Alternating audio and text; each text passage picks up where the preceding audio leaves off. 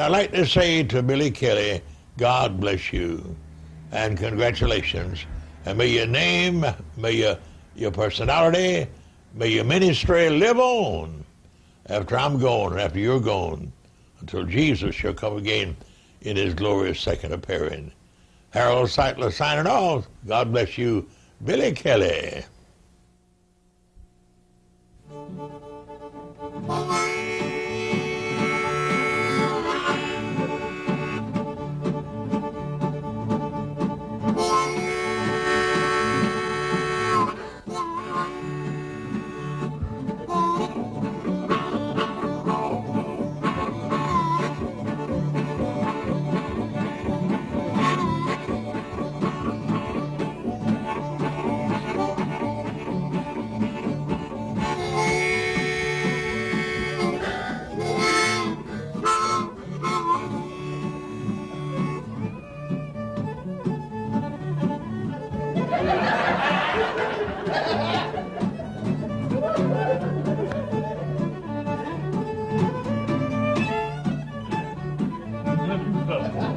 Are you ready?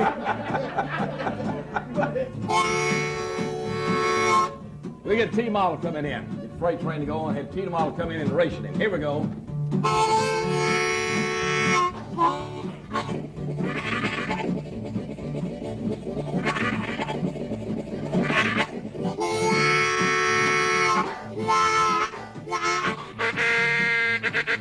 There's that T-model.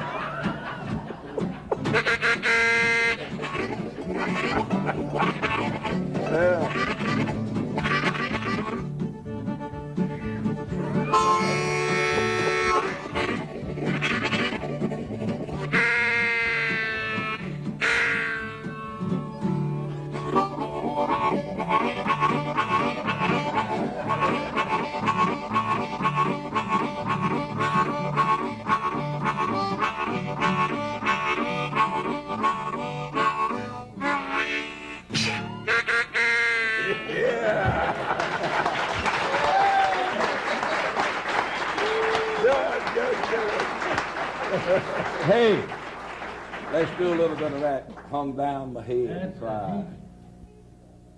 You ever seen a Baptist preacher run out of wind? Billy, can you play in the pines where the sun? You can't play nowhere, can you? Yeah, I could. I'm telling you, I got arthritis, but I can't play it. But you can't tell him no and him believe it. Yeah, Bruce here. I think the antenna's stuffed in something because it's y'all fix it. Ain't no doubt.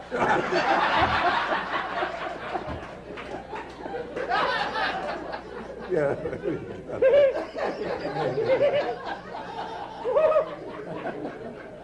Try it right here. Yeah, I believe you got it there. Yeah.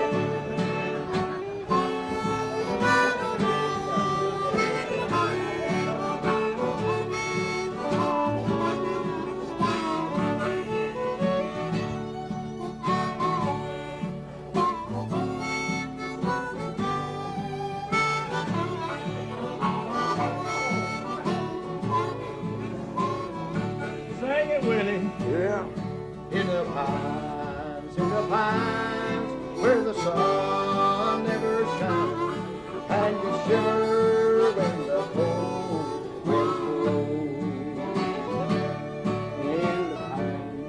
In the pines, where the sun don't ever shine, and we shivered when the cold wind blows. Go ahead, Billy.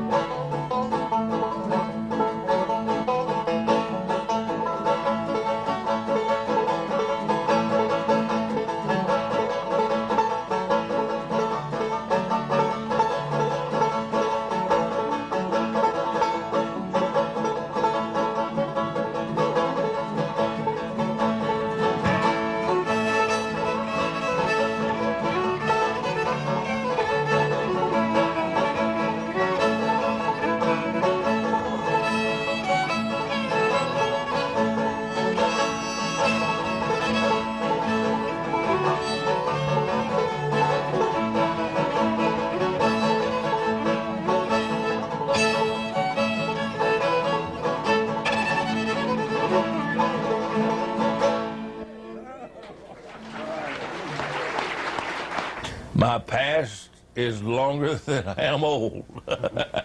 I mean, buddy, I could sit here and talk, I guess, from now till doomsday and never tell all the things that's happened in my life. I was born in Oliver Springs, Tennessee, April the 17th, 1932. And some of the happiest days, I guess, I ever spent on the face of this earth was in Oliver Springs, Tennessee. My grandfather had land of inheritance, about 165 acres. On each side of the farm was old Poplar Creek. The other side was Indian Creek. I fished, I hunted, I enjoyed life as a young man, and I thought that's the grandest place in all the world. Well, my mother and daddy couldn't live together.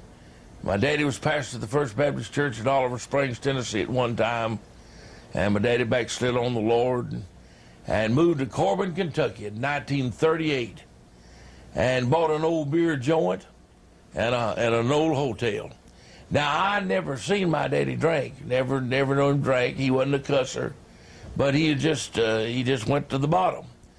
And there's a fussing going on. We came back to Knoxville, and I finished the first grade in Knoxville.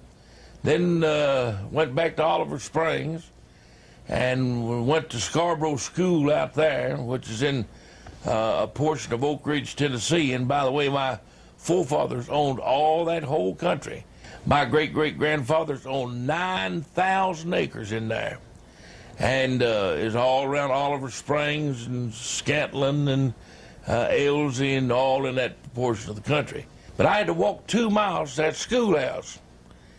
I mean, to catch the bus to go to the schoolhouse.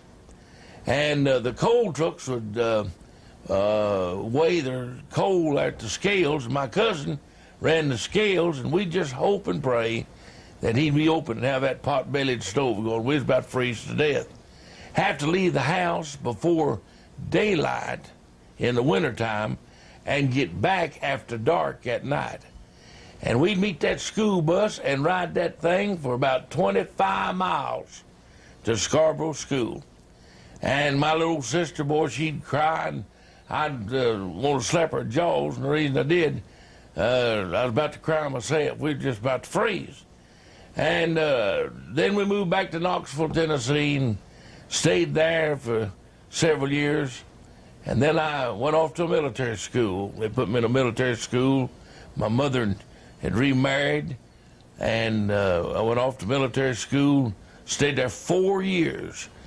And it was during those days that I really learned something about life. And I was telling a little bit of it yesterday. You heard me talk about it. But the old man that run that school was Mr. Morgan, Kenneth Morgan. And he drove some things in my heart that I never got over. Be a man. Face the music. And we went swimming on Sunday. A bunch of us slipped off, 50 of us. Went swimming on Sunday. That's against the rules. And all he had to do on Monday morning in chapel, say, you that went swimming yesterday, meet me in my office. We didn't lie about it. 50 of us lined up. Old Mr. Morgan took a board, a paddle about that long, had some holes bored in it. It was about 1 inch thick, but he put it on us, 3 licks apiece. He'd tell stories that make me want to do right.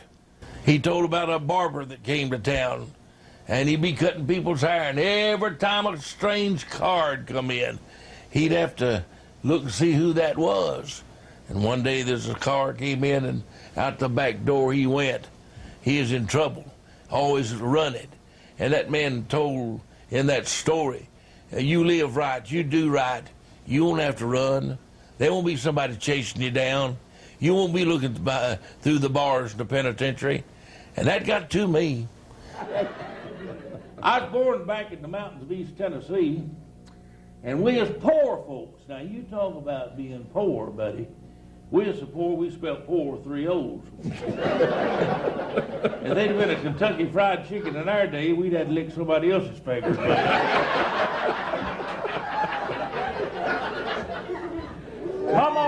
Mama wanted us to carpet the bathroom, so we kept enough money and saved up enough to carpet the thing. And she liked it so good, we just put it up a path on the end of the house. We had it rough, brother. We had it rough, I want you to know. But Mama would get up in the morning time, and my mother, and they'd make them big old cat head biscuits. I mean, them kind that you could pack a lunch on just about. And when I'd bite one of them things, it'd be a half moon, and the next bite, a total eclipse. And I've always said, when I die, I hope that I can fall in a bowl of chicken gravy with 2 of them biscuits and drown. Yes, sir. But anyhow, they'd pack up my lunch, and we'd go to school with tenderloin and good old biscuits with grape jelly, blackberry jelly, and fried apple pies. Did you like that? Yeah, you take Man, it in a bucket. Whoo, Lord, in the second grade, I carried a 4-pound lard bucket. And in the third grade, I carried an 8-pound lard bucket. And by the time I got to high school, I was carrying a lard can, that big around. But we had some happy times, glorious times, and I mean, God started my life out in that part of the world. Now, I didn't realize that along life's journey what God would do for me. Let me meet some of the strangest people I've met. Woo! Maybe that man and woman had a boy late in life, and they wondered what they was going to name him. And they couldn't figure out what kind of name to give him, so they just finally called him Odd. And they said that old boy despised that name, he hated that name, and when he died, he told them, he said, look, don't put that name on no tombstone. Said, just don't put anything on it. Just put a rock up and forget it. And so they did. Some years later, people was going through that graveyard, and they looked, and there's just that stone standing there. And a fellow said, isn't that odd?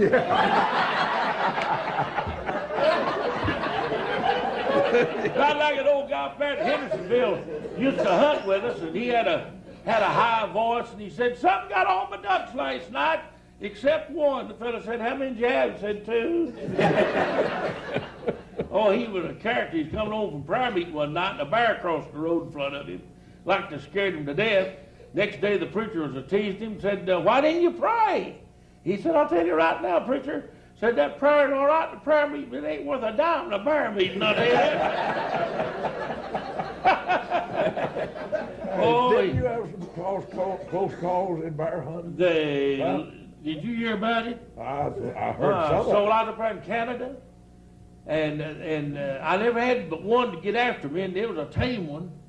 And he ought to have better sense. But out up in Canada, them dogs was fighting that thing. And I never seen such a fight in my life, and all of a sudden that bear spied me. And here he come. I mean, dogs are hanging all over him, and him after me. And I took off running, and I got out in a little old opening, and there's one tree out there, and the first limb was 10 foot high at least. And I jumped and missed the fool. Woo! Yeah, you know what I done? I caught it on the way down.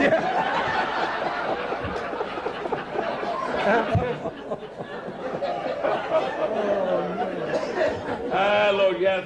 And speaking of bear hunting, it made me think of Gatlinburg, Tennessee. A friend of mine and his wife was going down the road, and they was fussing. And every time he'd say something, she'd say, what do you say? What'd you say? And about that time, a blue light come on. The officer pulled him over. And the officer said, may I see your license? And she said, what'd he say? He said, he wants to see my license. And the officer said, where are you going, sir? He said, Gatlinburg, Tennessee. She said, what'd he say? He said, he wants to know where we're going. The officer said, Gatlinburg. Lord, he said, the meanest, cantankerous, old woman I've knew in my life lived in Gatlinburg, Tennessee. She said, what did he say? He said he thinks he knows you.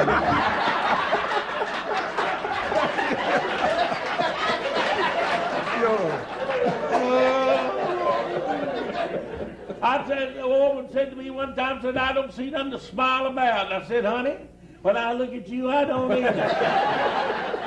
She said, if you was my husband, I'd give you poison. I said, if you was my wife, I'd eat it too. Hey! Yes, sir. Man, his wife got hijacked down into Cuba years ago and got everything looked like they had. Coming back to the States, the fella said to his wife, they got everything. Got everything. She said, it ain't as bad as you think. Look here. She held out her hand, and there's her rings and her watch. And he said, how in the world did you save that? Why, she said, I just put it in my mouth.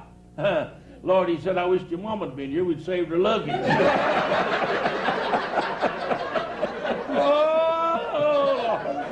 These mother-in-laws catch those jokes. Yeah, I took a pleasure trip a few days ago. Where'd you go? I took my mother-in-law to the airport. Went back to the house and cut the dog's tail off to make sure if she come back, I wouldn't show no friendliness at all. Well, she don't come to see you much, does she? No, just been to see us. We've been married 42 years. And I'll tell you the secret to that. We go out to eat twice a week. She goes on Tuesday and I go on Thursday. But anyhow, we've been married 42 years. My mother-in-law's been to see us one time in 42 years. That's good. No, it ain't. It ain't. No, sir. She came and got married. Ain't never lived. Oh. She's part Italian and part Indian. I call her Wapaho. Her grandfather was sitting bull and her grandmother's squatting heifer. I was talking to an old boy by the name of Chesney, and standing at the administration building, and I saw her come walking across the campus there, and I said to old Chesney, I said, Yon comes my wife. Yon's my wife. And I said, do you know her? He said, yeah. I said, introduce me to her. And well, her name was Dot Frost. And I said to him, I said, I believe I need frostbitten. So he called her over there, pardon me, and introduced me to her. And boy, when I saw that girl, I'm telling you what's truth, goose pimples jumped out on me, chill bumps. I got an office fix you ever seen in your life. And come to find out my Dixie cup was a-leaking. But anyhow, I thought that was the sweetest, prettiest, brown-eyed gal I'd ever seen in my life. And I just loved her from the moment that I saw her. And I wanted her to be my wife. Well, we got to courting. Next thing you know, I got drafted in the United States Army. And I didn't have, I wasn't ordained or anything like that, so I had to go to the service, and I went to Fort Jackson, and then I went down to Camp Polk, Louisiana. I called it Louisiana. That was the lousiest place I'd ever been in my life. And I was the lowest thing on the totem pole. I was a PVT. Every day, and I'd go to mail call. I'd wait to hear my name called out. I hear that old sergeant now, Private Kelly, up, Sarge. And they'd hand that letter back to me. Boy, and the first thing I do is smell of it. I want to see if I can smell any of that perfume she'd been using. One fellow said, well, I never done nothing like that. I said, maybe you ain't big a lover as I am. So anyhow, I'd go then to the, down, take my canteen, go get me 6 Coca-Colas. That canteen that holds 6 small bottle Cokes. I'd pour them in there, and then I'd go to the barracks, and I'd lay down, and I'd start reading that letter. Dearest Billy. Boy, Mama called me Billy, Daddy called me Billy, everybody. But they couldn't say it like she said it. Dearest Billy. When I'd read that, my toenails would curl up. My hair would roll back. Man, I was in love. Dearest Billy. And, well, came back to Fort Bragg, North Carolina. Got my first leave to go home. When I got home, I went to that brick rock house on Main Street in Sevierville, Tennessee. And when I got there, I had lost weight, and I was trying to get kind of dressed up a little at the car where it wouldn't look so bad. About that time, the door of that house flew open, the screen went back, and a young girl, 20 years old, come flying out that door, jumped 4 steps, hit that sidewalk doing 90, and I met her doing 110, buddy. I mean, I was in love. Well, we went on and courting, and one Sunday afternoon, why, we went to a cemetery at a church out in the country there, and I gave her a ring and asked her to be my wife. and we got engaged. And we was married September the 6th, 1953 in Sevierville, Tennessee at the First Baptist Church. Brother Walton asked me a few moments ago, said, how did they get you in that film on Sheffy? Well, I've never had any affiliations with Bob Jones University. I don't know why. But anyhow, they came and sent a fellow out to see me about using. I had a stagecoach. I had horses and mules and a team of oxen. And I happened to be out the barn, mold overhauls. That's all I ever were. And I was feeding the hogs.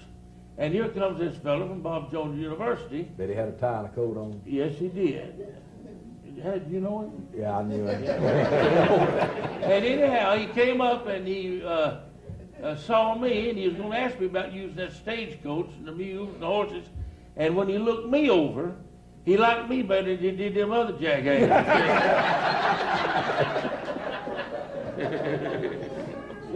I tell him I never know whether I'm at home or in a motel.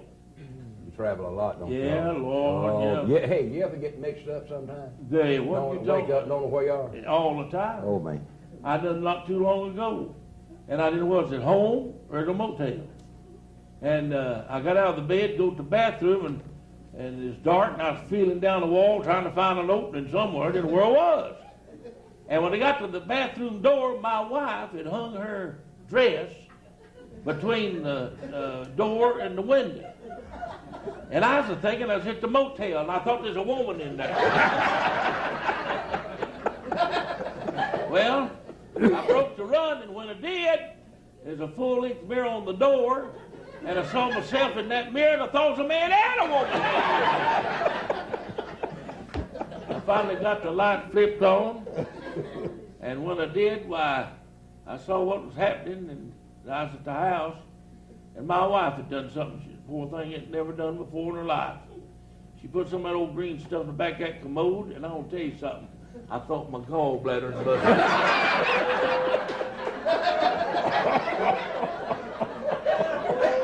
Oh, Lord.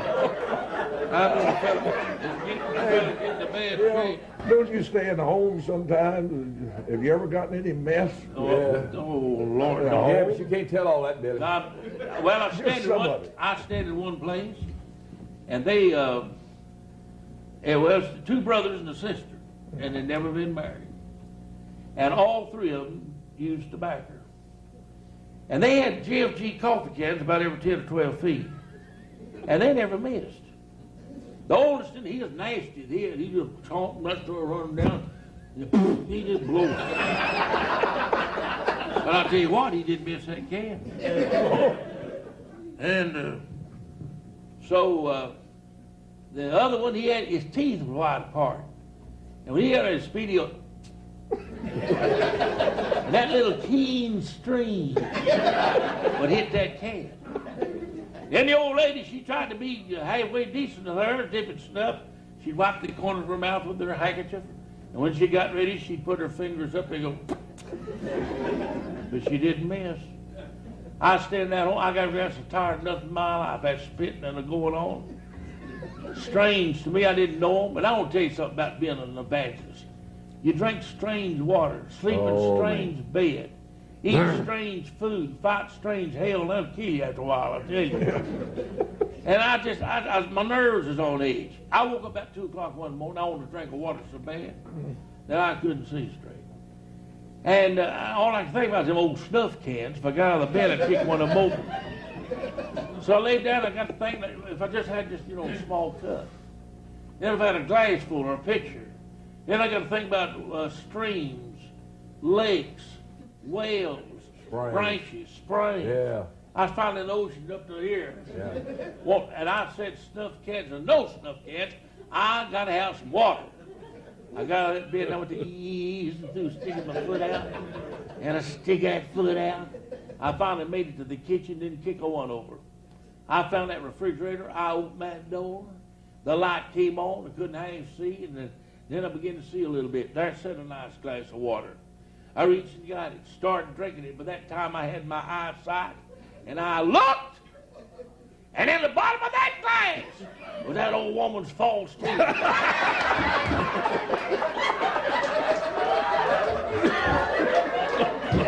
Lord, have mercy. That's my nearest bad as old preacher shouting down in Memphis said, "You love them chitlins?" Said, "Let's go down to Mississippi." Said, "Some folks want to come down there and eat a big mess of chitlins." Well, now I like them kind of natural, like just boil them. You know, a lot of people, they boil them, then they batter them and fry them, you know what you eat. But then I like them, know what I'm eating. And so we got off down there, and they had a big plate of chitlins fried up, fixed, and these young people had put a handful of corn right under them. Well, I got my chitlins off, and honestly, I'm telling the truth, I did not see that corn. Well, they had all the snickering and the laughing and going on, and directly I spied it. And boy, when they saw what I saw, oh, they just died. They thought that's the funniest thing in the world. Finally, one of them said, "Hey, don't that turn you against chitlins?" I said, "No, it turns me against corn."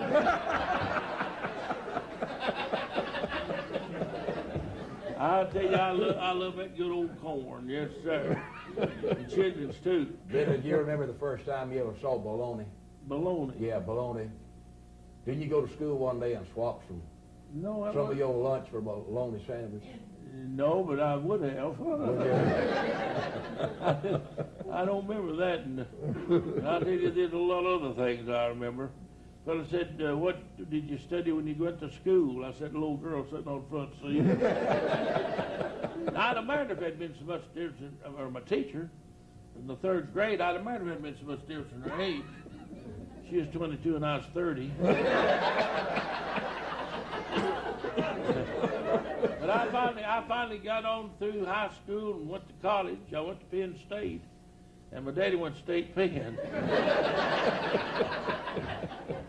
I told a fellow the other day, my daddy died in the spring, and he won't know if he drowned to death. You catch on to that, didn't you? Yeah. I mean, he died in the spring of the year, and he thought he died in the spring house somewhere. Trying to get, but I tell you, I wouldn't swap anything in this world, being raised back in those mountains of East Tennessee, being poor folks, and God taking me out of all of that and let me go out across this country and preach. Boy, it stirs me up. Yeah. Hey, over in 1 Corinthians, you know what it says and about, I believe it's chapter 1 there. He said, "Consider your own call, brethren." Said, "Not many of you is wise and influential and didn't know much," but said, "God deliberately chose that which is low-born and insignificant and branded." Now, that's not exactly the words that's used there, but that's what it's talking about. That God takes things that's impossible, looks like. Yeah. They'd have got anybody in Knoxville, Tennessee, to be a preacher beside me. Yeah. I wouldn't take a dare. I mean, just dare me, and I'd do it. I was about half drunk one day on Main Street in Knoxville. They dared me to pull my breeches off. I pulled my trousers off, walked a solid block up and threw it across my arm.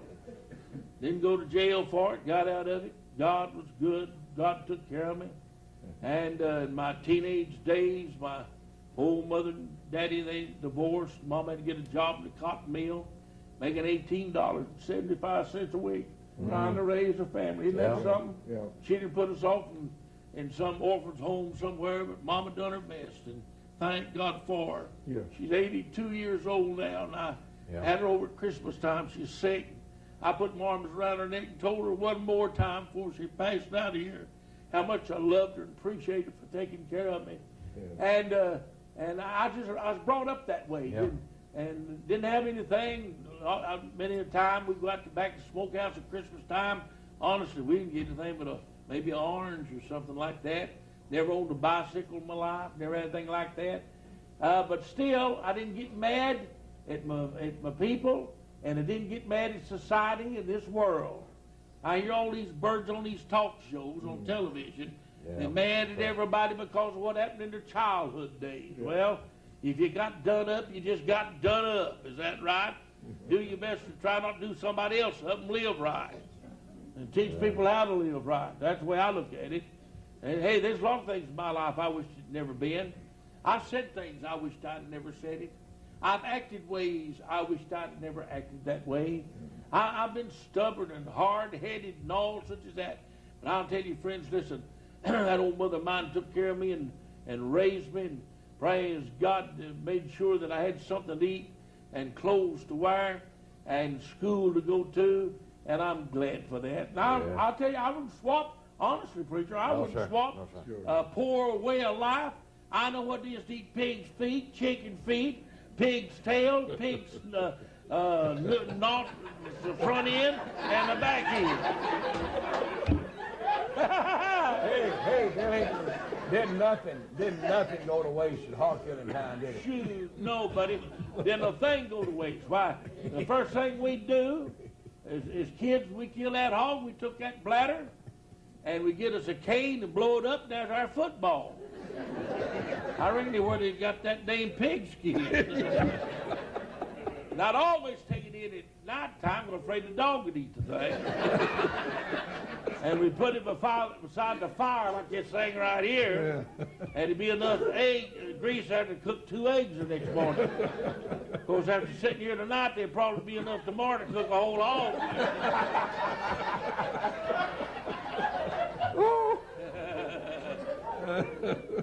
You ought to put some old wood on the fire, Billy. Oh, Lord have mercy. No, go get the hose and put it out. They 5 little boys lived up at the house in the trailer on my place, and they wanted to get in business, raising chickens. I was going to get them some of those chickens that lay different color eggs. You ever seen those? I had one time. It laid pink egg, green egg, and you just hold a cloth in front of it, and what color cloth you'd hold up, that chicken would lay that color egg. Come on, Billy. Yeah, and then some fellas came by one day with American flag, the chicken killed it, say that. You know, hey, you know what? It died of exhaustion.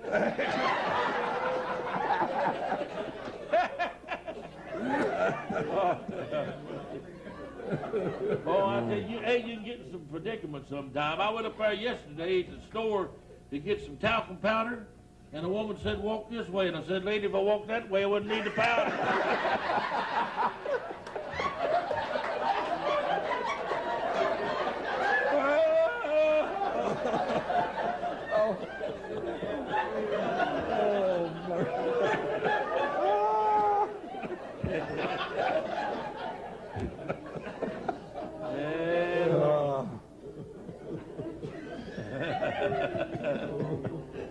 Yeah, well, you get some situations, I'll tell you. I guess one of the funniest things to me, you all may have heard me tell it, but I was running the Pickens County camp meeting. And there's an old fella come up to me, and he said, I'm a widower, and I want to get married. Met this widow woman, and said, would you marry us Saturday night? Now I said, listen, don't tell him about what's going to happen, just tell him something special. Well, I said, I've never seen it done before. I guess it'd be okay. So I announced all week, don't miss Saturday night. Something unusual's going to happen. I said, you ain't never seen it before. So it comes Saturday night. I in the summertime, I don't usually wear no coat and all that. I think the devil invented a tie. Yeah, amen. So anyhow, I wore a coat and a tie, and they pinned a flower on me. I got the musicians, and I cued them in what I want to happen. I said, now when I get through preaching, I want you to start that wedding march. Well, I preached the message that night, took advantage of the situation. I preached on the second coming of the Lord, marriage supper of the Lamb, rapture of the church, and when I got through, that organ player said, dum, dum, dum, dum, dum, dum, dum, dum, dum, dum, dum, dum, dum, dum, dum. That old fella got up and that woman, they locked arms down the aisle of cake. Now then, you preachers know what I'm talking about. Down at the Christian bookstore, you got a little old book tells you how to marry folks and how to bury folks. Yeah. And so I opened up where I had my place marked, and somebody had moved my marker. Lord, funeral. I went to thumbing through that book. All I could see is, I said, every head bowed, every eye closed. Now, I said, if anybody looks, God will kill you. I was coming through that book, all I could find was funeral, funeral, funeral, funeral, everywhere funeral. Finally, I found one that said wedding, and honey, I parked right there. Now then, these preachers know what I'm talking about. There's a long, drawn-out Episcopalian wedding in there. These words I couldn't even pronounce if I'd rehearsed it. No, sir. And I learned from an old mountain preacher in East Tennessee. He used to, when he'd read the scriptures and he couldn't pronounce the word, he'd cough. So it wasn't long till I was going, he.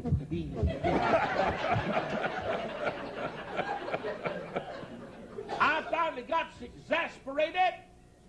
I slammed that old book too. And I said, I'll tell you what I'm going to do. I'm just going to pronounce y'all man and woman. Well, they already knew there was a man and a woman.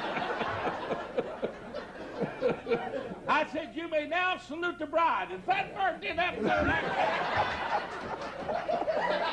And everybody laughed like you're laughing. He turned around and grinned and saluted the whole lot.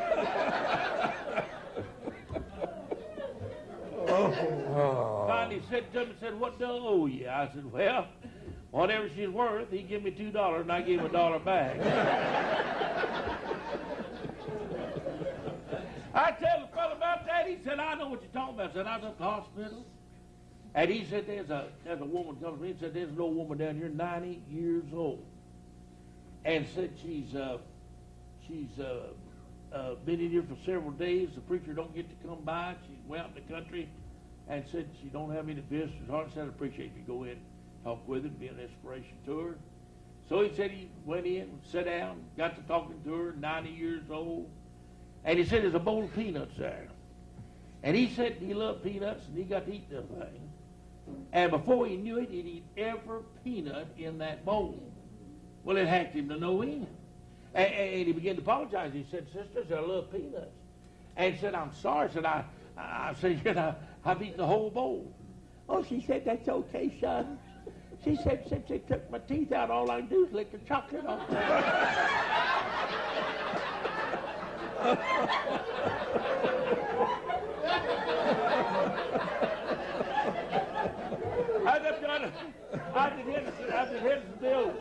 I was up in Hendersonville, North Carolina, and old Norman West. You know Norman, yes. Cherokee Indian, preaching now out in Oklahoma. Yes.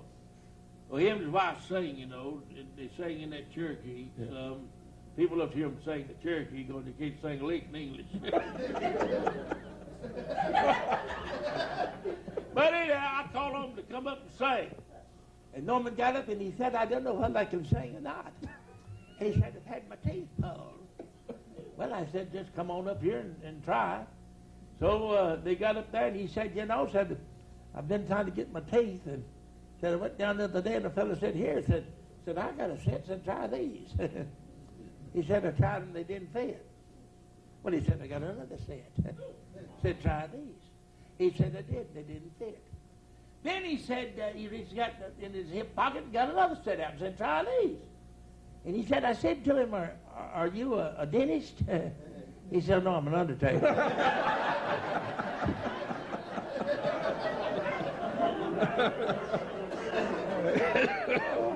Hey, Billy, I know you've been in the hospital a few times. Yeah, Lord.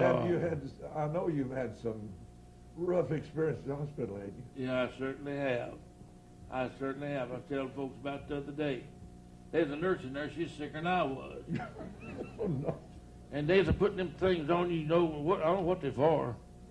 They put them on there, and they're here, and they're there, and stuck 2 or 3 on my head. And I looked up, and that colored girl, she's a colored girl, and she's sicker than me. And her nose was fixing to drip in my face. And I said, hey! Your nose is fixing to drip in my face. And she said,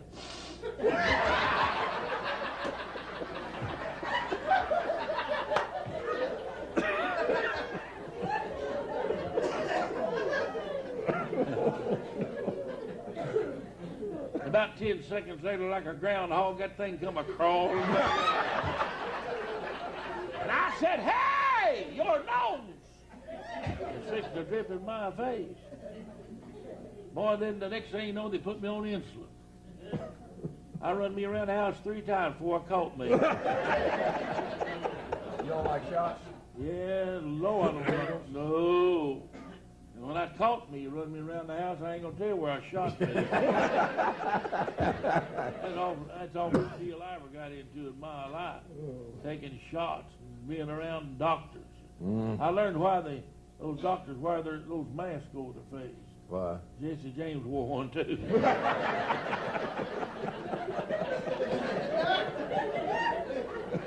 And I learned to read a prescription.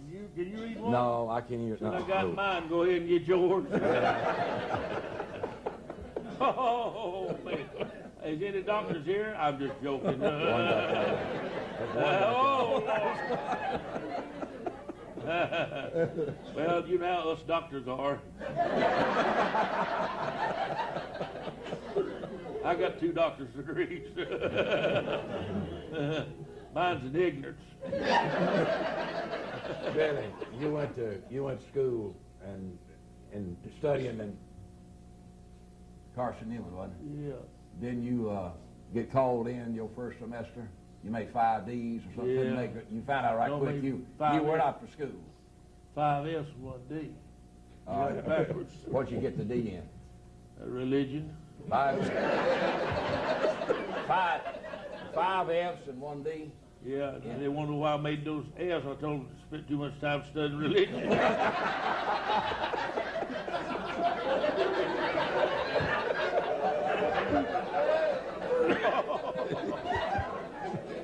Hey, I used to hear you tell about that homiletics class you were in up at Carson Newman when you gave your first sermon. Yeah. And you got happy or something. Yeah, I jumped up and run out the door and around the house and got back in there, and this old professor looked at me and said, "You're going to slow down." I said, "I'm trying to pick up." Over there, Lord have mercy, don't get me started on those experiences. I'll tell you, that was some time, brother, back in those days. But God's been good to me through all these years. And when I was going to Carson Newman, that's where I met my wife. Hey. Yeah, She ever see you play football? Did she? Yeah, she saw me play. Brought her mom and dad to see me play against Burrell College. And me a preaching now, and got in a fight. Me and the other guy got thrown out of the ball game. And me a preaching. Well, a preacher ain't no good if you can't fight about something. I know it. I never will forget the first time I saw her. Her name was Dr. Frost. And the fella standing there played guard on the team. I said, "You know that girl?" He said, "Yeah, it's Dr. Frost." I said, "Introduce me to her. I believe I need frostbitten."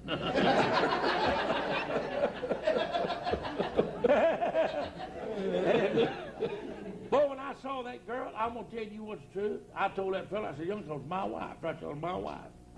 And sure enough, 2 years later, we married. I said, I never got such a feeling in my life. It felt like my toenails curled up. My hair stood up. Goose pimples jumped out on me and chill bumps all over me. Come to find out my Dixie cup was leaking.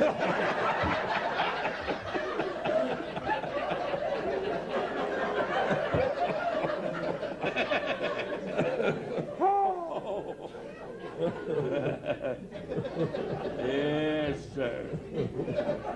Oh, boy. What a time, what a time, what a time. Billy, what would you say the worst predicament you ever got in church or since you've been a preacher? Oh, I ain't going to tell you that. I've had some awful times. No, that's right. We couldn't tell all of them. Did you ever get your tongue tangled up? Yes, I did. And cussed in the pulpit. And now listen to me. Anybody in this building could have said what I said, but just a little turn of the tongue. Yeah. And a fellow said to me the other day, he said, "How do you know you're called to preach?" Well, I said, "I woke up craving chicken, didn't want to go to work." I thought that'd give him something to chew on. Yeah. Yes, sir. But you know you can get up and run your mouth. Hey, I'm going to tell you all something. You couldn't talk as much as I do. without telling a lie sometimes. Now, hey. Confess your own sins now, buddy. Yeah. No. Confess your own. Yeah. You think I don't know you two, Burrell? I remember one time you got your tongue tangled up with the Burns Trio. With one of the girls. Oh, Lord, Naomi. Yeah. Naomi Burns, she's the one who plays the piano. She's white-headed, been that way for years and years. And we've sung together in places for years and years. We went off to a strange place, and they didn't know me and the Burns Trio either. And I said, Miss Kelly, well, here my name's Kelly. I said, Miss Kelly, would you come play the piano? She started down the aisle, and there's that old white-haired woman. And I thought to myself, now, them people think that's my wife. Now, I said, that's not my wife. Well, when I said it, it sounded awful. Worse. Yeah, but I said, but I wouldn't mind if she was.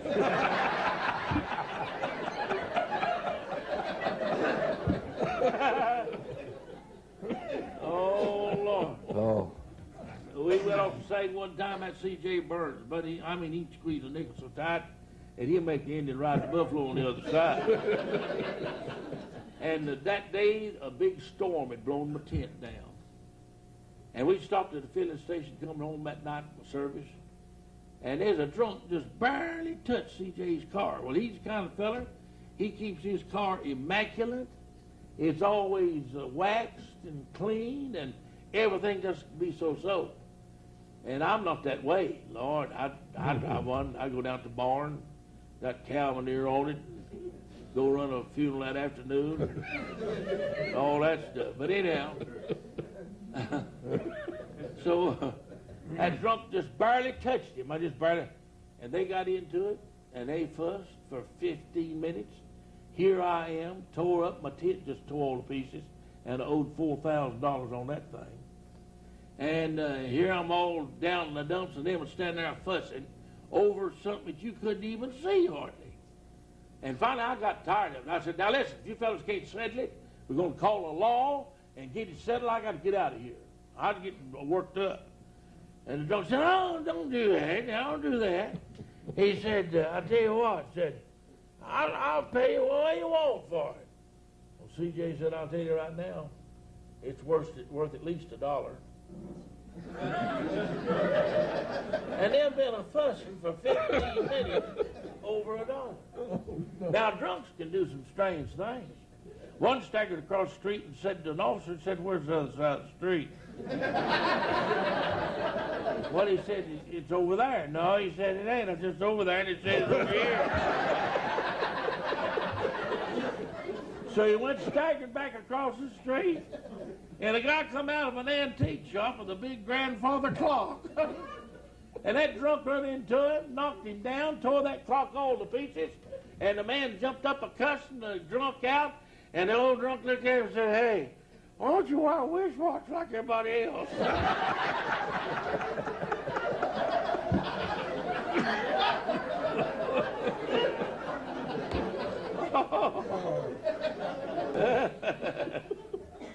Hey, Lord, strange times.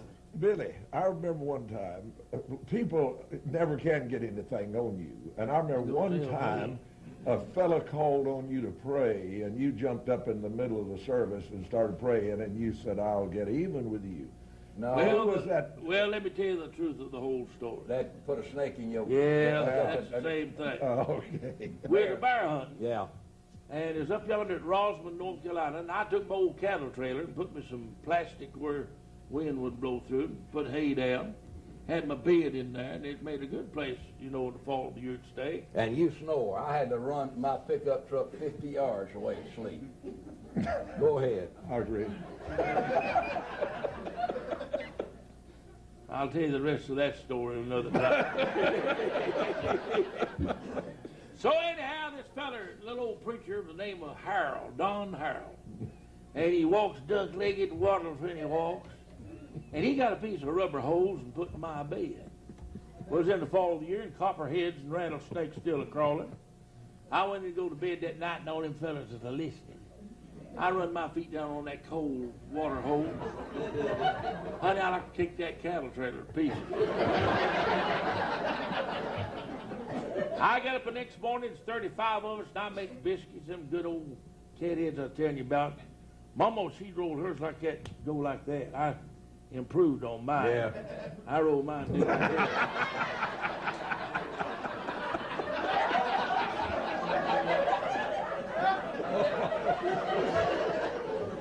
But anyhow, but to make a long story short, I told them fellas, I said, I don't know who done that.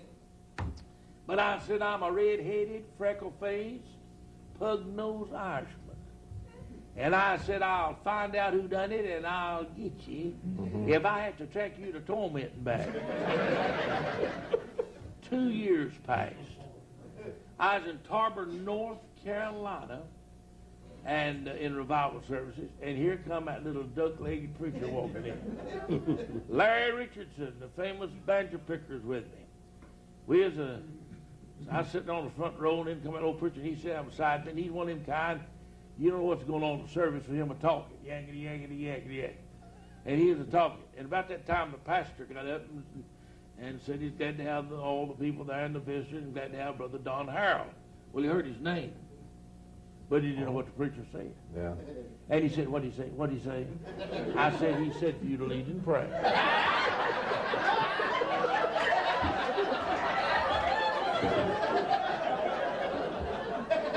Our Heavenly Father, we want to thank you. But when he found out, listen, the preacher got to looking for the stand. People in the house here to peeking.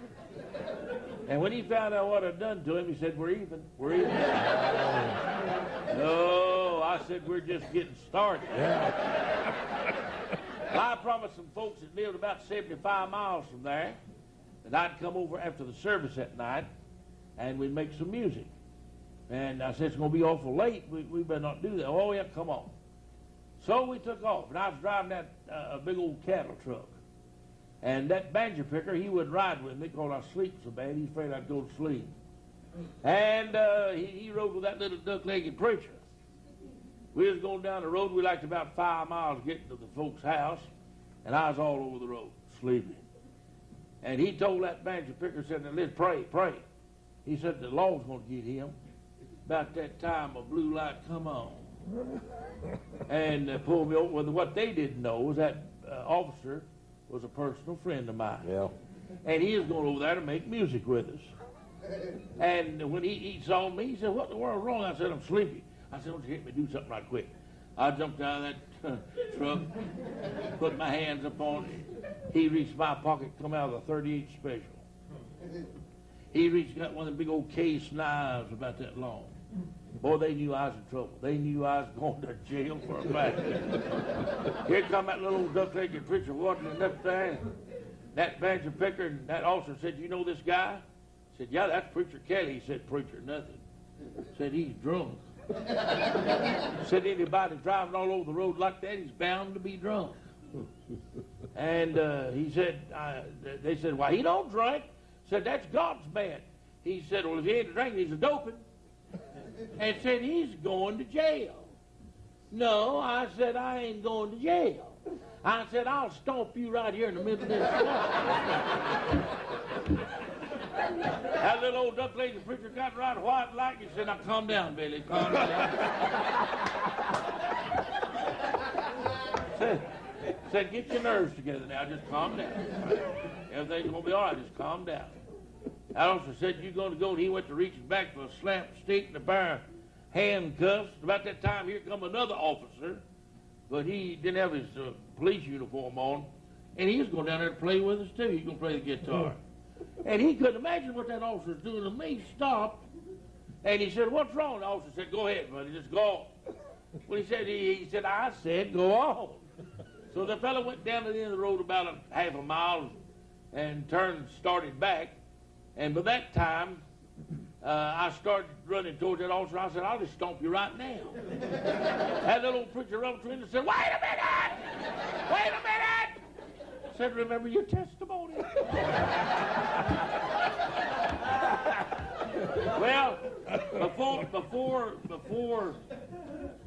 anything could happen. It tickled that officer so good, he couldn't stand it no longer.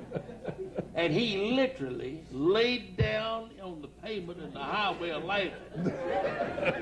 And when that old boy found out what I'd done to him, it made him mad. And he'd done about as far as near those benches from me, and he took a flying leap and kicked me and hurt me. And if it had been such a joke, I'd have broke his neck, I believe. Boy, what a time, what a time. We was coming back from East Coast, North Carolina. I'm bad about going to sleep. My wife has to drive me. And dear brother Joe Arthur here, one of the finest young preachers is in America. I mean that. Yeah. Yes, sir. God's using him all over this country, preaching camp meetings everywhere. He, a little old boy, about 16 years old, come to me one day and said, God wants me to preach. Boy, he's been up preaching ever since then. I like to see young people find out the direct will of God for their life. But little Joe, he's supposed to be tomorrow in Pascagoula, Mississippi. In fact, he's supposed to be there today. He called and told him he's going to bring me over here. So I got something special I want to do for God's man. I appreciate that. Yes. That humbles my heart. Amen to God. Now, I'm easy to cry, so y'all go cry somewhere yourself. Fella said, you're too big to cry. Well, I'm big enough crying where I want to. That's right. That's right. Well, what was I telling? What was I telling about, I done lost the track. Oh, yeah. Old Pappy Burns and old Travis Thomas is in the truck with me. That both of them could talk the horns off of a goat. Lord, they're pessimists, biggest pessimists it's ever been. And if both of them are sitting here on the front row, I'd tell them, because I told them when one of them was a living, another is still a living, and every time he comes around, I tell him again. I mean, it's always too long, too short, too tall, too wide, and you can't get there from here. You've seen people like that, haven't you? Yeah, one or two. Well, we was coming, and old Travis, he jumped on me and said, you're going to kill somebody. Going to sleep. He said, let me drive. I said, listen, redneck, he's from Mississippi. I said, keep your mouth shut. This is my truck. I bought and paid for it, and I'll drive it if I want to. Well, he said, you just like to run that patrolman out of the road right then. I said, you're lying. I looked in that side view mirror, and there was a patrolman going sideways down through a cornfield, taking about 4 rows of corn down. Oh, no. Boy, when he got back to the highway, you ain't never such a thing. Them old tires said, ah! I went to pull it over because I knew that after me I was the only one on the road. And he was upset. He passed me up, went about 200 yards down there before he get, and had to back up. And when he backed up, I jumped out and I said, hold it! Hold it right there. Boy, he went to reach for his gun. He just knew I was going to shoot something. He come up there and went to smell around, see if I was drunk. I said, I'll tell you the truth about it. I said, I've been over here working on a little house. And I said, I ain't had no rest. I'm tired. And I went to sleep. Well, he said, you better let one of them other fellas drive. I said, I was just fixing to.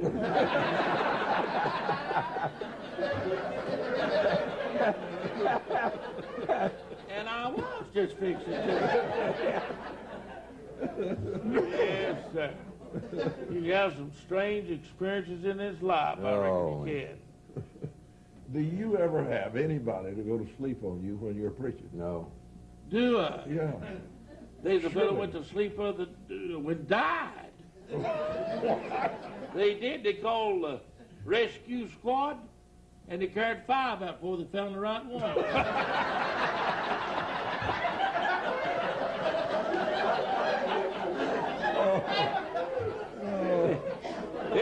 There's a fellow up at the house the other day got run over with one of them road packers. Well, name packer. One of them big old road packers. And he hollered, the woman said, call 911. And she said, I don't know the number.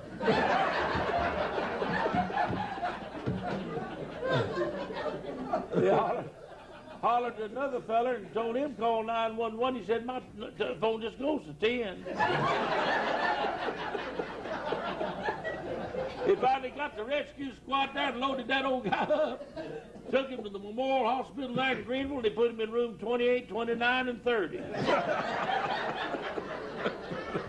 That thing flattened him out shoulder.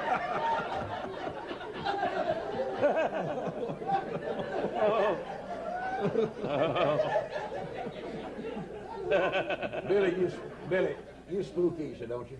Huh? Don't you spook easy? Scared? Yeah, I do. What's scaredest you ever been? Me and my wife went off one time. Well, I don't know what, a lot of times. But one time we went to an old college. I was wanting to start a campground and all. And we went up on the third floor of this dormitory, and it's dark in there. They'd been out of business for a long time. We came to the end of the hall, and there's a door here and one here. One went in this room, one in that room. And my wife went into one to the right.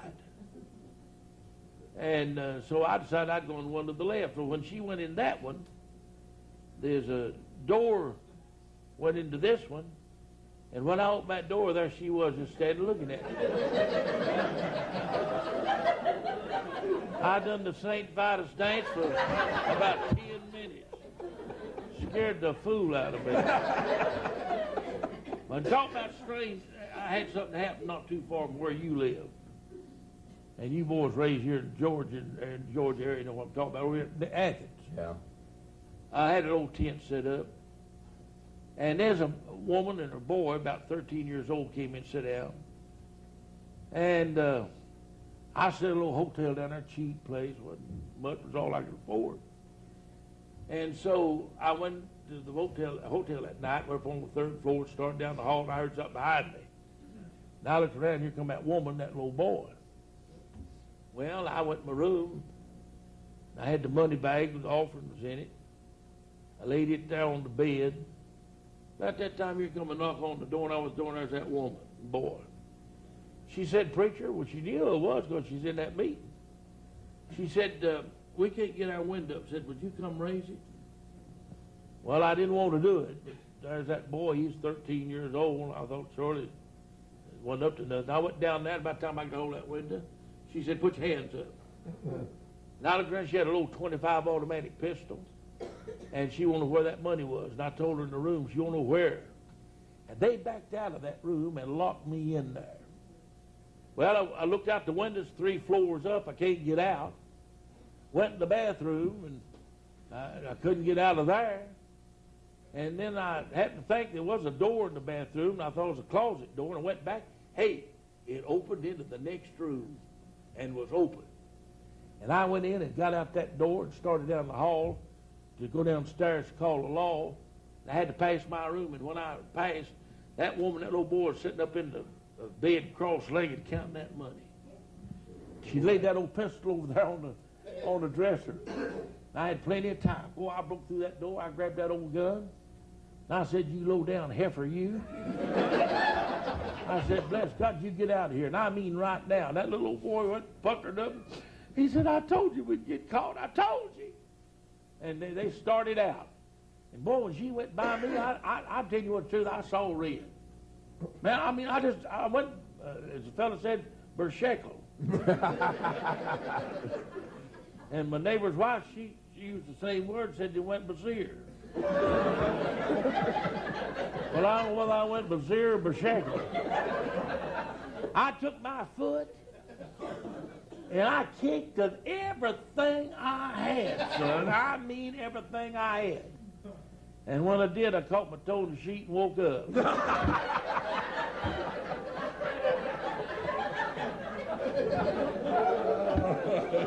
I got that in Louisiana.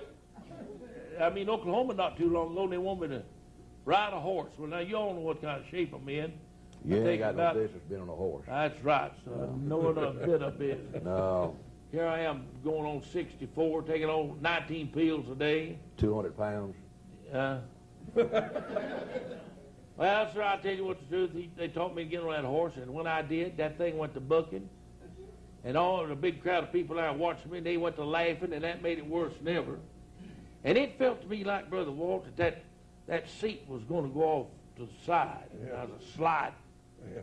And I turned loose of the steering wheel, I mean, not the lines. And I reached and cracked the back of that saddle, and I was holding on for dear life. And honestly, folks, I'll be that thing to kill me if that man hadn't run down that Kmart and unplugged it.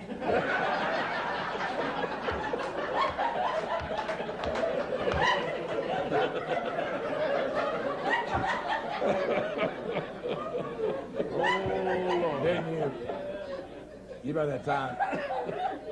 You remember that time you were in Kmart and Mama right there with two young'uns, and they were on that little old rocky horse or something, did they? And crying and raising sand, and you felt sorry for the mama, and she couldn't get him off of there. Lord, I know it. Now, you know, today they would tell you, understand the child, love the child, he's expressing himself. Yeah. But you did something that settled that, didn't you? Well, it wasn't me, it was another fellow. I read about something the other day similar to that here in Georgia, where the woman struck a little child, and they took that kid away from her, and she like never got it back. Did you read that? Not too. I guess most of you did. Not too long ago, maybe 4 or 5 months ago. But I was out there, and this little old boy, he wouldn't mind or nothing. And his mama bought groceries, and she's trying to get him to come on, and he wanted to ride this little horse. She said, your daddy's be home from work in a few minutes, and I've got to hurry. And he said, I want to ride, I want to ride, I want to ride. She put a dime in. I guess it'd be $1.50 now. She put a dime in, rolled a dime in. He said, I want to ride again. She rolled another dime's worth, and he said, I want to ride again. Finally, the clerk in the store saw the woman in tears, and he came out and said, lady, what's your trouble? Said, I can't get my kid to come home. He went and pulled that little boy over and whispered in his ear. He jumped off that horse, grabbed Mama's hand. They got in the car. They started down the road. Her curiosity was killing her. She turned and said, what did he say to you? That little boy looked at him right sheepish like and said, he said he's going to beat the devil out of me if I didn't get off that horse.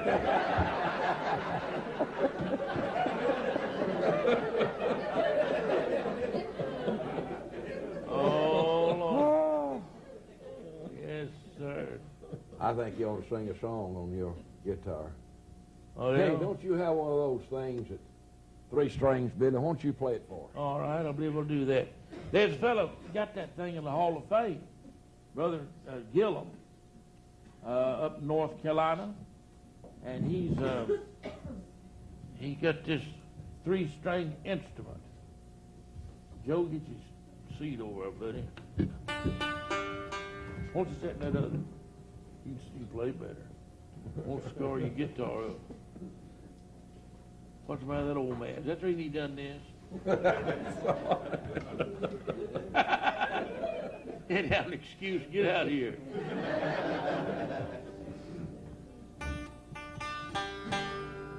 Got 3 strings on it. Now, yeah, it's a musical walking stick. That's what it did right there. See that? And so they put him in the Hall of Fame. And I went to him and I talked to him about manufacturing them. And we got an order the other day for 100 from Gatlinburg, Tennessee. They want to sell it. J.B. Gillum's his name. And so we'll be coming out with these walking sticks. If you get crippled up, can't go, you can take this and walk with it. If you get tired and sit down, pick you a little tune. And a fellow up yonder, I used to go, I know you've been there, these colleges, you high fluting preacher. Right? But I used to figure I'd never be back again, so I used to really tickle me to pull something that they tear the nerves up. Yeah, that old woman back during the war, she got on a train, and then a fellow sitting there going that way. She said, son, what in the world's wrong with you? He said, yeah, I got that in the war. Went back and wanted kicking his leg like that. Said, son, what in the world's wrong with you? He said, I got that in the war. Went on back and his one going like that. She said, son, did you get that in the war? He said, no, ma'am, I got down my nose and I'm trying to get...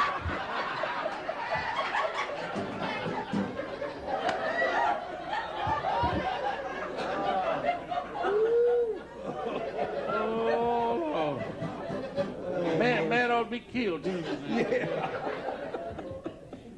Hey, I don't say this. Said it all over the country, and I don't say it again, and I mean it with all of my heart. You better take advantage of a life when you can. That's right. Because you'll have enough graveyards enough briar patches, enough mud holes and side ditches to cry in. And so you better laugh while you can. This fella invented this thing. I ain't played it in a year, and don't know whether I can play it now or not. That ain't right, Joe.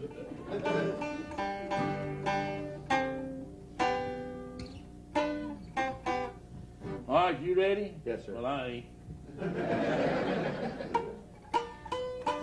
Here we go.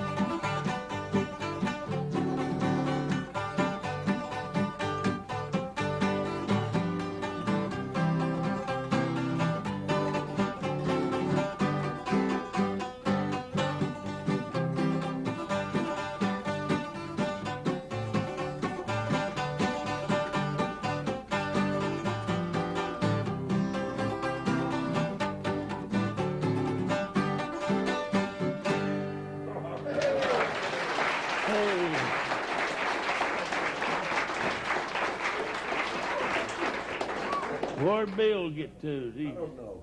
Come on up.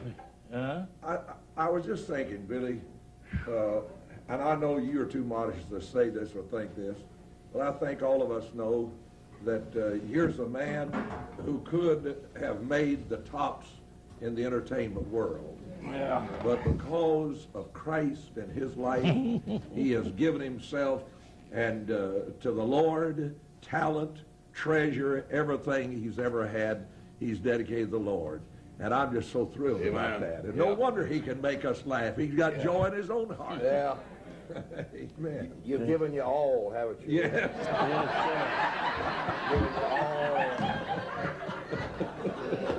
Fellow was staggered up the other day and hit me and said, "Beer gut." I said, "I'll have you to understand I'm a gospel preacher." He said, "Chicken cup." Yes, sir. I put a lot into this. Boy, if that fire gets in your heart. Well, you I'm said glad this is a one-time deal. you said you wanted a fire. I didn't mean sitting in it or on it. You ever seen a fireplace like that? No, the only thing I ever seen like that was up at Biltmore State. I think they got 9-foot logs goes in there. Yeah, that was 8.5 feet. I'd like to see the guy that carried that logs. Well, I could. They got. How many ever been at Biltmore State? Huh? Isn't that something? Those big old table legs, that big chairs, and we went through it. I used to take my friends up there. Lord, they got so high I can't afford that. About $20 a piece now to get in that place. We was going through, and that guy said that chair goes back to Louis the 14th. I said, that ain't nothing. I got a bedroom, so it goes back to Sears on the 15th.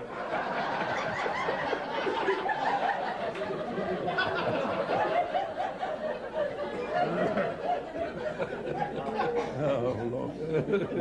You like my heroes on that wall? Oh, I like them heroes, buddy. Stonewall Jackson, old Robert E. Lee. I like them characters. I'm glad I was raised below the Mason-Dixon. Amen. Amen. I don't make no apologies for that. I told a lot of folks last night in Atlanta, never heard nobody moving up north to retire. You ever hear about say I'm moving to the Bronx?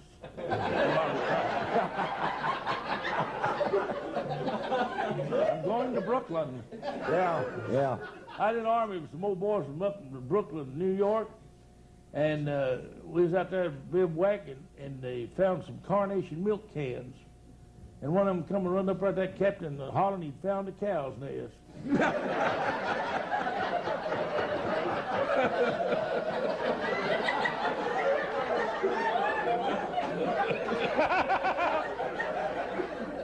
Oh, I tell you right now.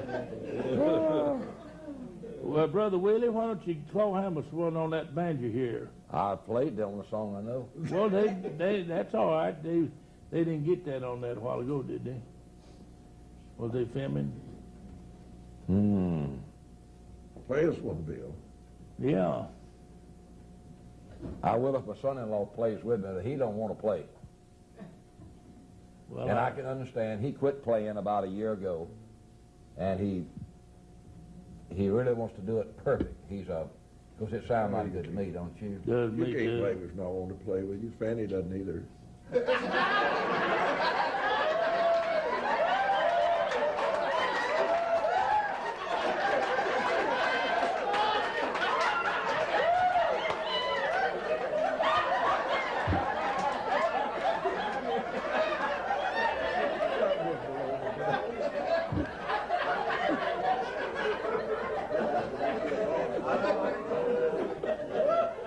Tune in tomorrow at the same time and see Plain Bill. Phil saw me the other day, saw that and said, well, somebody, you don't believe in God? You know what I told him? I said, sure I do. I got this, folk don't. There was something back then. It wasn't money. Steve, you want to play one with us? What we going to play? Oh, my souls. He going to bed? He's back there. He got them ears. He's got the horns He on. said he can't. He can't. Well, get my fiddle back there, Can Joe. you play Cripple Creek? I can play anything I want to. I just don't play that. Yeah. Man, oh me.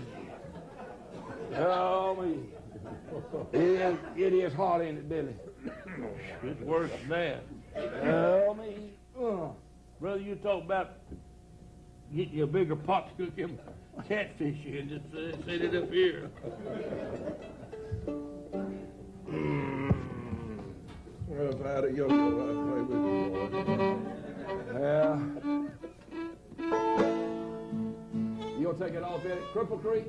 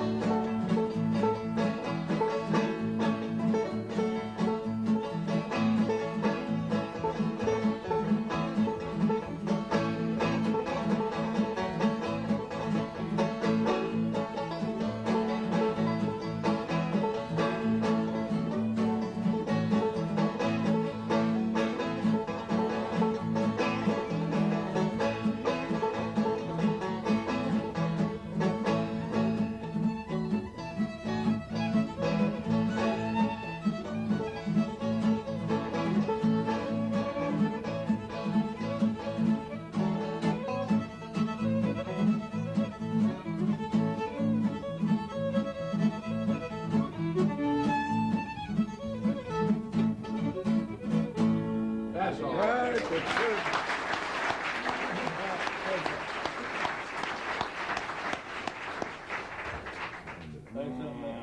Play free charge. I'm about out of wind, horsefly. That's a lot. Hey, Billy.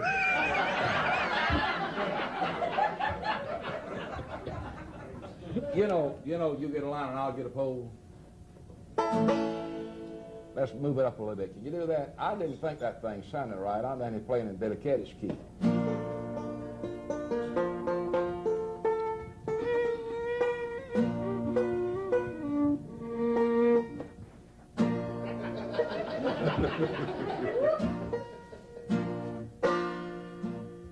You know what?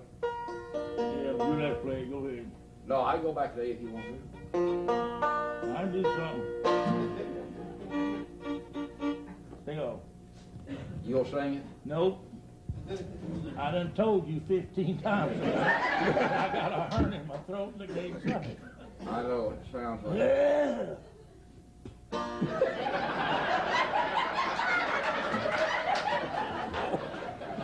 Here we go, tell.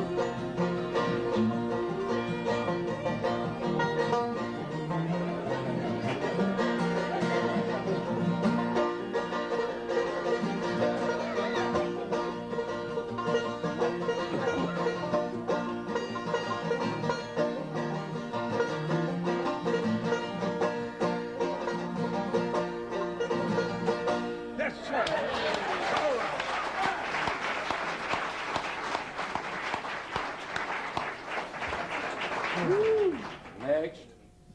Next. Who's next? You? Billy, I didn't laugh so much, I heard.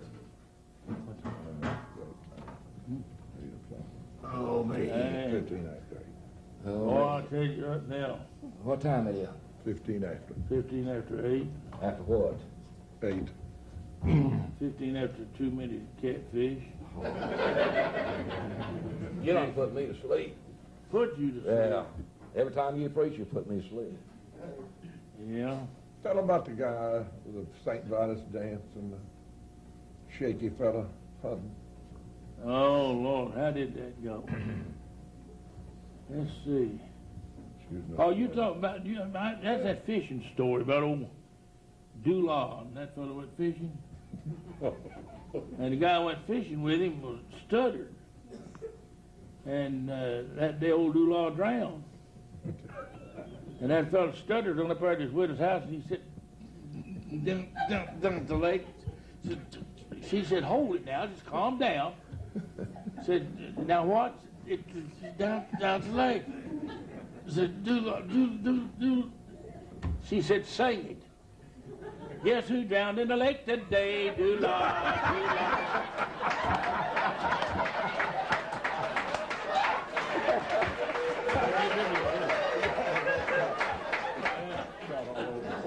Yeah. You ain't about to run out, is you? Well, not necessarily. How far you want to go? You tired? No. I went back and got me a big glass of tea about that high. I figured. I knew you had an excuse for something. You had to leave here a few minutes ago. This old guy, this fella's walking down the road, and this other guy stuttered. He said to him, say, did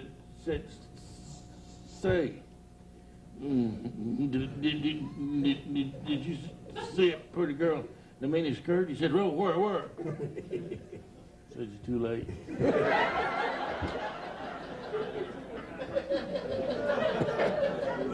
He walked a little piece further and he said, say, did you see that pretty girl in the mini skirt? No, where? You're too late. Walked on a piece further, he said, say, did you see? Yeah, he said, I saw it. Well, he said, what'd you step in for?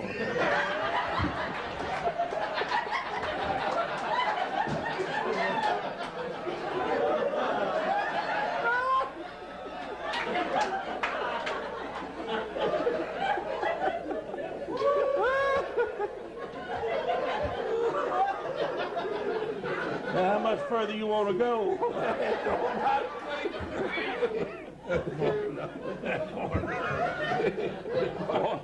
Paul said that far enough. Two cross-eyed fellas met on a foot log, knocked each other off in the water. One of them said to the other, said, "Why don't you look where you're going?" The other said, "Well, why don't you go where you're looking?"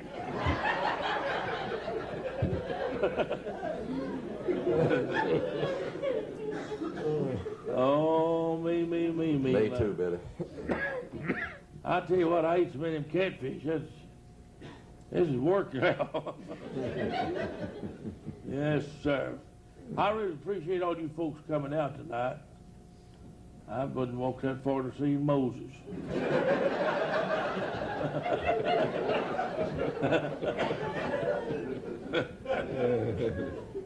Yeah, Lord.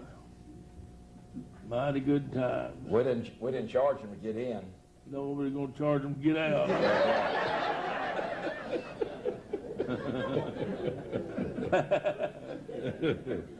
Ain't that a good idea? Hey, hey, What?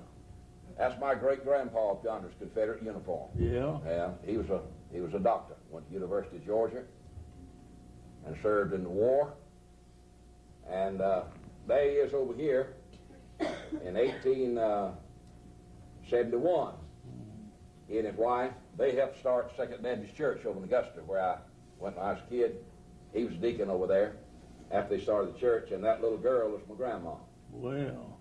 Ain't that something? You like my clock? Yeah, I like everything you got. What about those fish up there? Yeah, I like them too. You rather eat them, hadn't you? They'd have been better than fried. Hey, you know what that is on that railroad mill snuff? Then your grandma used to chew and got it down on the... Yeah. Grandpa wouldn't kiss her? No. What did you tell me about one time? Well, I think he thought she was off level.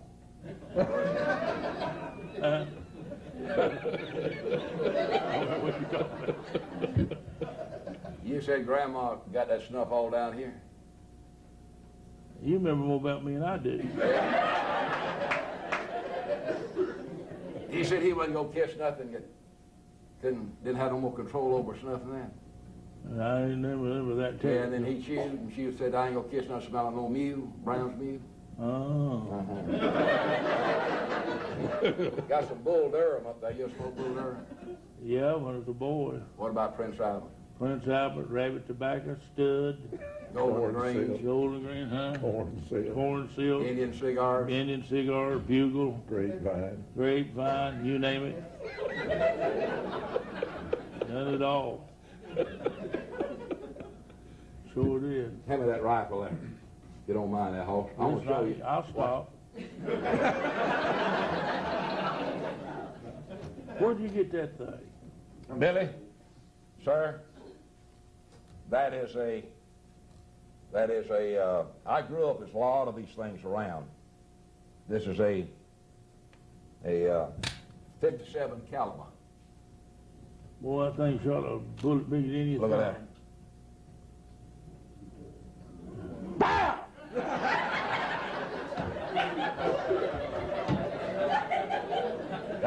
That thing had a ball in it bigger than a 50 caliber machine gun bullet. That thing had dropped about 12 inches in 100 yards. And this was made in Springfield, Illinois, it's war between states rifle. Can you imagine carrying something like that? Can you imagine that? Of course, the bayonet came off. There's a ramrod that you packed the powder with. Got stock broke. That's what Southerners, because they didn't have any of these. No armors in the South except what they could, get off the battlefield and so forth. The stock is split. Got the man's initials here that used to own it. I got an old pack over there, and a sword came out of war. The South didn't have much left, because they just went to war with their own goods. But this was Army issue, U.S. government. If a fellow was real good with this thing, he could shoot it, take that ramrod and pack, and shoot it 3 times a minute, if he was real good. Mm-hmm. Can you imagine? More casualties in that war.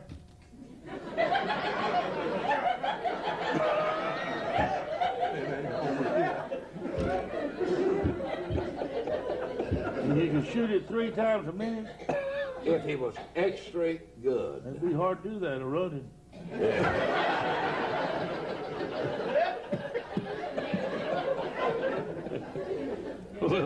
But more people, see this, after this and the Spanish-American War, they outlawed lead altogether because more people died of gangrene and black powder, poisoning.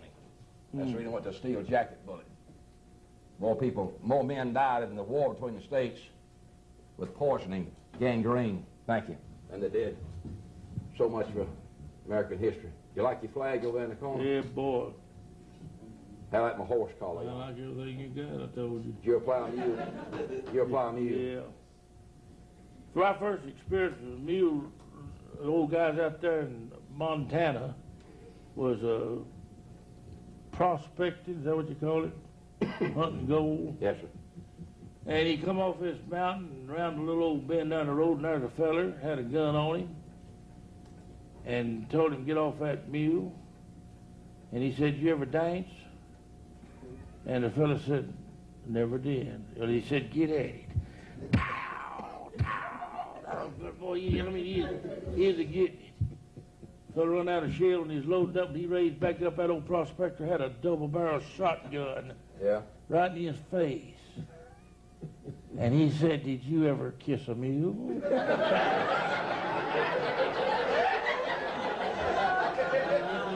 He said, "No, but I always wanted to."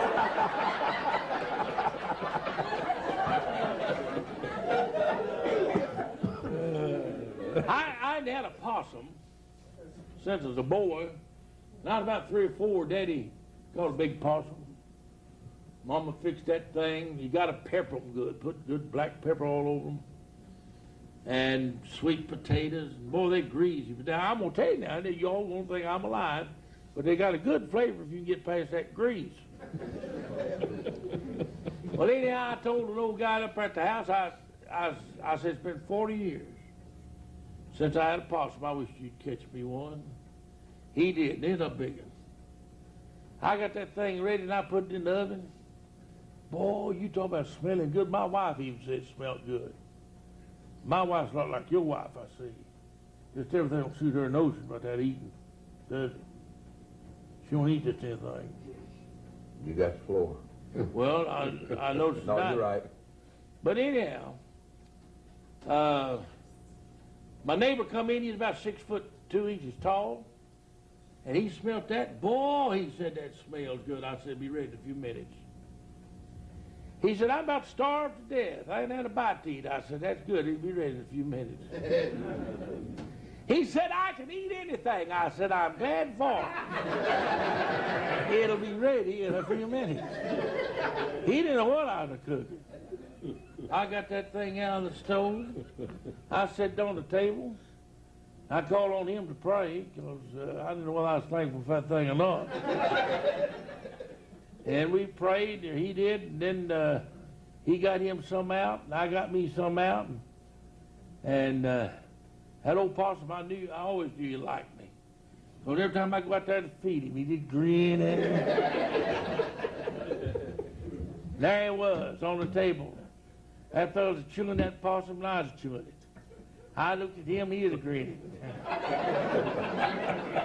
He looked at me, and I was grinning. Looked at the possum, and he was grinning. I want to tell y'all something. It's been 40 years since I had a possum. And it'll be 40 more before I try another. Yes, sir. Well, folks, I'm about like the monkeys hugging that polecat. I about stood all this on tape. That fire back there about done me up. I was. You ready? All right. Close us in prayer, Brother Bill. Brother Bill, call on you. Your name's Bill, too. Brother Bill, Kelly.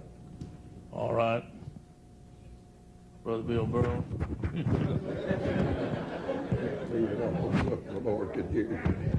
Y'all got to talk. Leave your mic on. Oh, Yeah, leave leave my- mic on. Yeah, leave your mic on. Okay, leave my mic on. All right. Is it on? Dear Heavenly Father, we come to you to thank you for this time of gathering. I pray people here have been blessed. And then we pray that as this goes out on VCR, we hope hundreds of homes across the country be an inspiration to help, along with all the others that's been filmed when it's put together. And pray that, dear God, Jesus will be magnified in it all. Help us to know that there's a fun time in living for God. Yes. We don't have to go to the honky-tonks, the beer joints, the pool halls to be entertained. Yes. But, Lord, ever since I've been saved, I've just enjoyed being around God's people, laughing with God's people, enjoying life with God's people. I pray that you'd help us, Lord, as we go our separate ways now. Forgive us wherein we fail you. In Jesus' blessed name, amen. Amen. Yeah.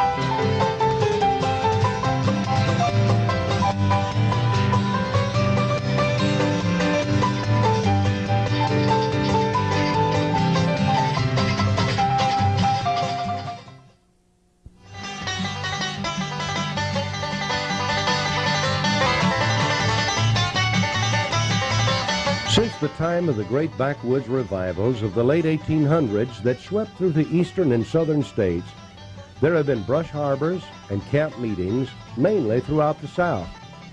Some of the camp meetings are several weeks long, or there are several weeks scheduled during the year where preachers and laymen alike may come for spiritual, physical, and mental renewal. One of the unique characters of our generation is a Baptist preacher who was born in the mountains of East Tennessee, Brother Billy Kelly. There have been only a few like him before his day, and he certainly is the last of those rare preachers who can ably blend higher education with the plain, simple, and sometimes antiquated ways of life.